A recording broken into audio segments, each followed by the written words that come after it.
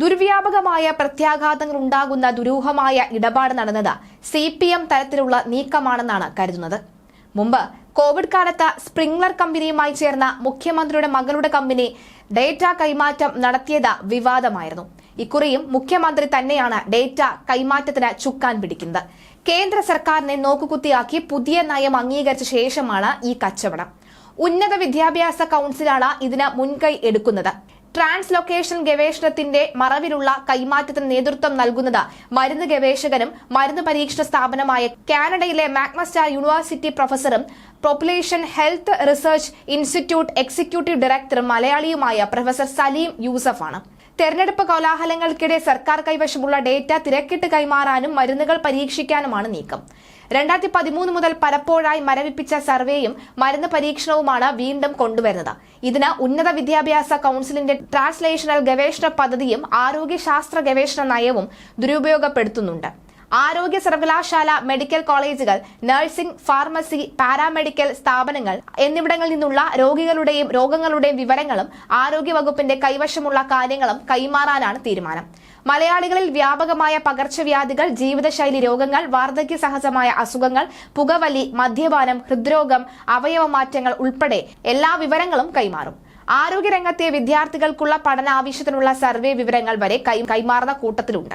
നിരന്തരം പകർച്ചവ്യാധികൾ ഉണ്ടാകുന്ന സാഹചര്യത്തിൽ അതേപറ്റി ഗവേഷണം നടത്തണമെന്നും അതിന് സ്ഥാപനത്തെ ഗവേഷകർക്ക് സാങ്കേതിക സഹായം നൽകി സംയുക്ത ഗവേഷണം വേണമെന്നുമുള്ള പുകമറ സൃഷ്ടിച്ചാണ് ഡേറ്റ കൈമാറ്റം.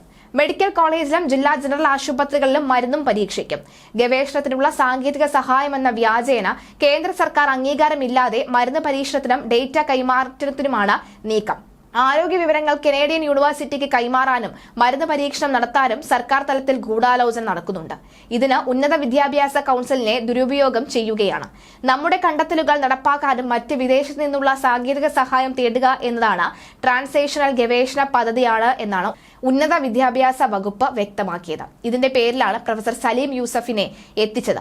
ഇതിനായി സംസ്ഥാന ഉന്നത വിദ്യാഭ്യാസ കൌൺസിലിന്റെ 2022 Kairali global lifetime achievement award professor Saleem യൂസഫിന് പ്രഖ്യാപിച്ചു. തുടർന്ന് ഉന്നത വിദ്യാഭ്യാസ കൌൺസിലിന്റെ നേതൃത്വത്തിൽ 2023 ഓഗസ്റ്റ് മുതൽ 2 ദിവസത്തെ ബയോമെഡിക്കൽ ട്രാൻസാക്ഷണൽ റിസർച്ച് അന്താരാഷ്ട്ര കോൺഫറൻസ് സംഘടിപ്പിച്ചു. അതിൽ വെച്ച് പുരസ്കാരം മുഖ്യമന്ത്രി സമ്മാനിച്ചു. പകർച്ചവ്യാധികൾ തുടരുന്നതിനെ പ്രതിരോധിക്കാൻ കയ്യിലുള്ള മെഡിക്കൽ ഡേറ്റ മികച്ച ഗവേഷണ പഠനത്തിനായി വിദഗ്ധർക്ക് ലഭ്യമാകണമെന്നാണ് സർക്കാർ നിലപാടെന്നാണ് മുഖ്യമന്ത്രി പറഞ്ഞത്.